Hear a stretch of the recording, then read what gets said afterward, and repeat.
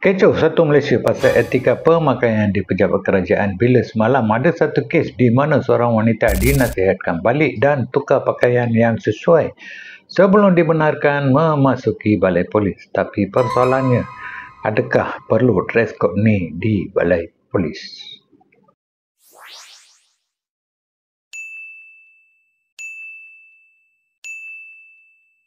Ramai netizen komen bermacam-macam mengenai insiden ini. Hanya undang-undang yang sudah lama dipraktikkan, jadi kenapa masih orang tak tahu dan kenapa masih pakai pakaian tidak sesuai semasa ke balai polis? Sebenarnya ramai tidak tahu bahawa etika pemakaian ini bukanlah undang-undang yang sudah pun diluluskan menerusi Dewan Negara, tapi arahan daripada Ketua Setiausaha Negara semasa 2020 dulu. Dan arahan ini untuk penjawat awam sahaja, selepas itu ia dijadikan panduan etika pemakaian untuk semua termasuk orang yang nak berurusan di jabatan kerajaan.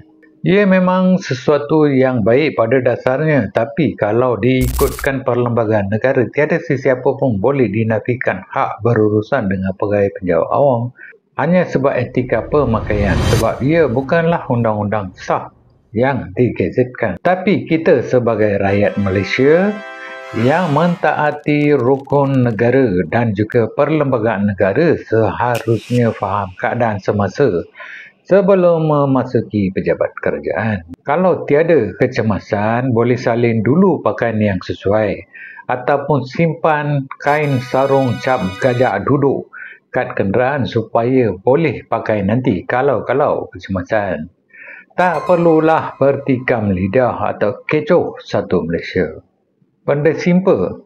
Walaupun etika pemakaian ni bukanlah undang-undang, tapi secara moralnya kita seharusnya faham apa itu kesopanan dan kesusilaan dalam semua tindakan kita.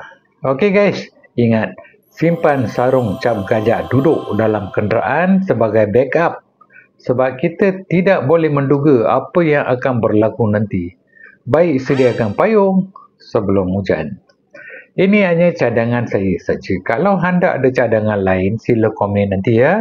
Dan kalau nak kain sarung cap gajah duduk sebagai backup, boleh order daripada sini ataupun link kat deskripsi di bawah. Sekian video untuk kali ini. Jangan lupa like, share dan juga langgan saluran Viral News Malaysia untuk dapatkan update video-video yang berinformasi dan juga bermanfaat. Jumpa lagi guys di video akan datang.